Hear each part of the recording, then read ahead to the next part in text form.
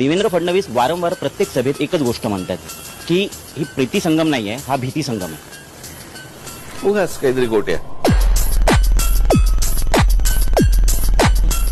कसली भीती संगम आणि त्यांचा काय प्रीती संगम.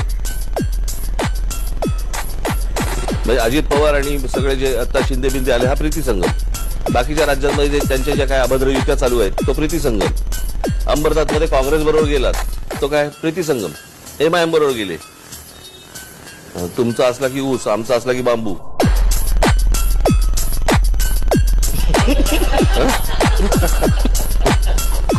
त्यांचं म्हणणं आहे की ही दोन भावांची युती म्हणजे कन्फ्युजन आणि करप्शनची युती आहे. त्यांनी एकदा आजूबाजूच्या खुर्च्या बघाव्यात. त्यांच्या साईडच्या आजूबाजूच्या खुर्च्या आहेत ना त्याच्यावरती कोण माणसं बसली आहेत, त्याच्यामध्ये काय करप्शन आहे आणि काय कन्फ्युजन आहे हे एकदा आजूबाजूला तरी बघावं. त्यांचा मी एकदा तुमच्याच मुलाखतीमध्ये मी फोटो दाखवला होता. तो एक फोटो होता तो की मध्ये फडणवीस बसलेत, या बाजूला भुजबळ आहेत, या बाजूला अजित पवार आहेत, त्या बाजूला अशोक चव्हाण आहेत. बरोबर की नाही. त्या सगळ्यांवरती ह्यांना जेलमध्ये टाकण्याचं आणि त्यांच्यावरती करप्शनचे आरोप करण्याचं काम हे फडणवीसांनी केलं होतं ना. ते आज त्यांच्याबरोबर मंत्रिमंडळामध्ये बसलेत ना सगळेजण. कोणत्या करप्शनच्या गोष्टी बोलता तुम्ही.